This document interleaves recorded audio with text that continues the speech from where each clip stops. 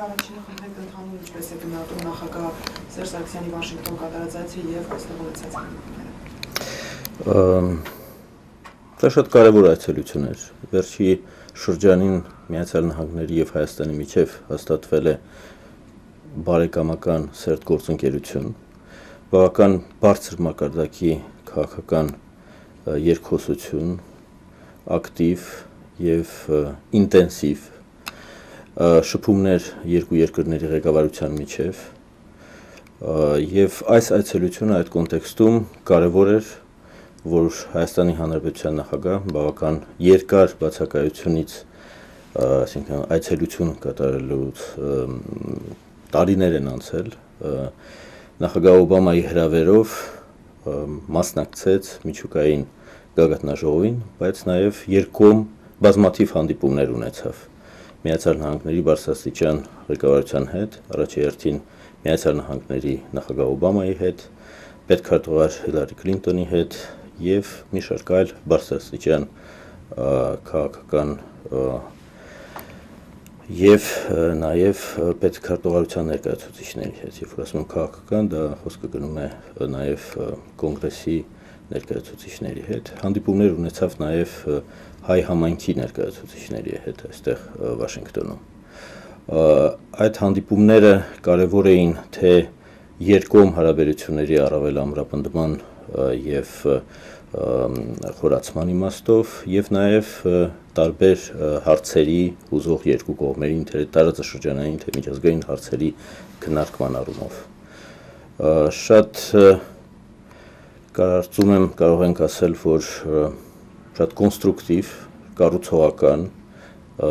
երկխոսություն է շարունակվում Միացյալ Նահանգների եւ Հայաստանի միջև, անկեղծ քննարկումներ են ընթանում երկու երկրների միջև, դա հնարավորություն նաեւ տվեց բավական մանրամասն քննարկել հայ-թուրքական հարաբերությունների հետ առնչվող հարցեր, Ղարաբաղի հիմնախնդրի կարգավորման, մի շարք այլ հարցեր, որոնք հետաքրքրում են երկու կողմերին։ Իհարկե նաեւ կարևոր էր, որ հնարավորություն ընձեռվեց Հայաստանի եւ Թուրքիայի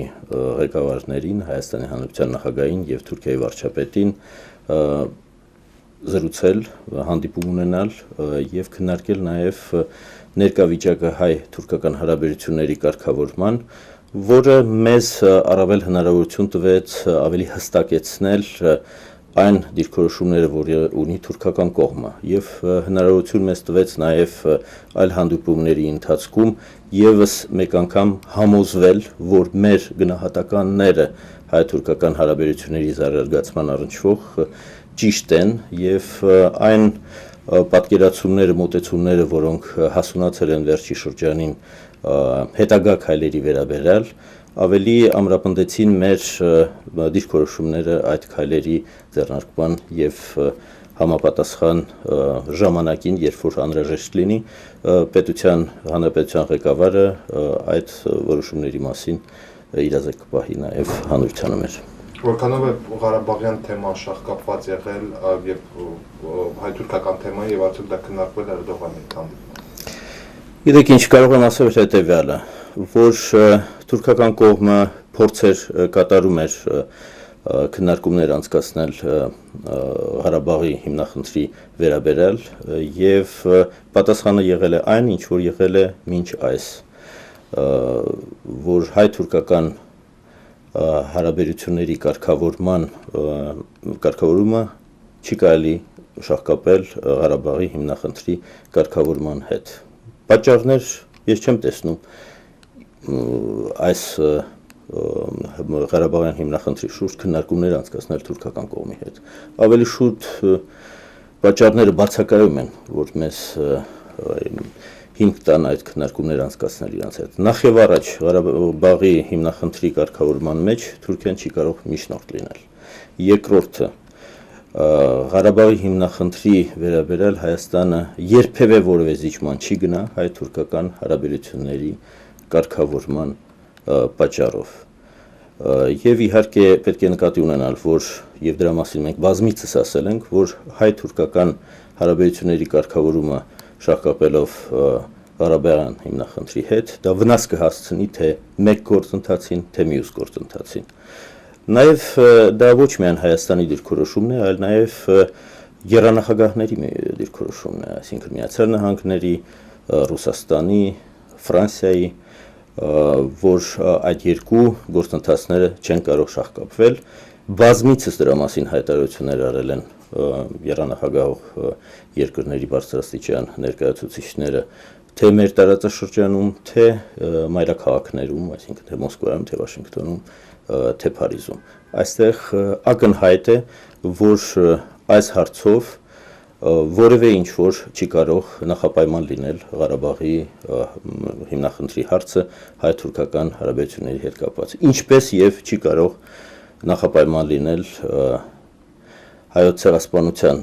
ճանաչման հարցը։ Մենք պատրաստ ենք շարունակել այս գործընթացը առանց նախապայմանների վավերացնել եւ իրագործել պայմանավորվածությունները ձեռք բերված երկու կողմի միջև,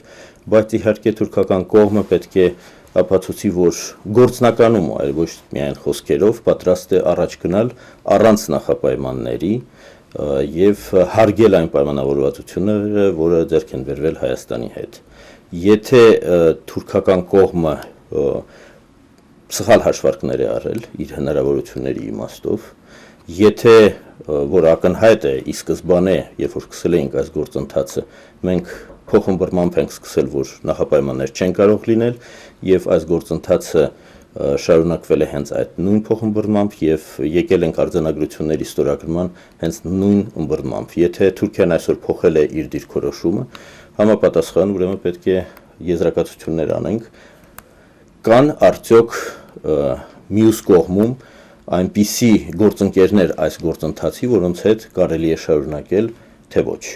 Իհարկե Թուրքիան շատ արագ ձևով պետք է ցույց տա, եթե ցանկանում է չձախողել այս գործընթացը, գնալ առաջ, որ ինքը պատրաստ է գործնականում առանց նախապայմանների վավերացնել եւ իրականացնել պայմանավորվածությունները։ Դավիթ Հովին հայտարարել է, որ հայ-թուրքական գործընթացը չի կարող չլինել Լեռնային Ղարաբաղի բանակցային գործընթացից զատ կամ անջատ, ինչ կասեք այդ։ Գիտեք ինչ, ես ասեմ, որ Դավութ Օղլու հետ այսօր մենք հնարավորություն ենք ունեցել նաև բավական երկար զրուցելու այն աշխատանքային ճաշի ընթացքում, որը կազմակերպվել էր պետքարտուղար Հիլարի Քլինտոնի կողմից ի պատիվ արտգործնախարարների, որոնք մասնակցում են այս միջուկային գագաթնաժողովին, եւ Դավութ Օղլուն ասաց, որ այն հարցազրույցը, այն ինտերվյուն, որին դուք հողում եք կատարում, ինքը այդպիսի հարցազրույց չի տվել։ Հերքեց, որ ինքը տվել է այդպիսի հարցազրույց, իհարկե կարելի է ինչ-որ չհավատալ, թե ինչպես է ադրբեջանական գործակալությունը հարցազրույց տպում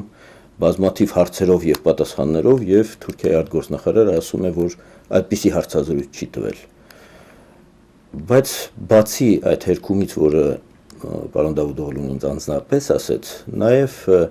Թուրքիայի արտգործնախարարությունը արդեն հրապարակել է այդ հերքումը, որ այդպիսի հարցազրույց չի տրվել։ Եվս մեկ անգամ ապացուցում է, որ ադրբեջանական լրատվամիջոցներին եւ թերթերին եւ ընդհանրապես մամուլին շատ քիչ պետք է հավատալ։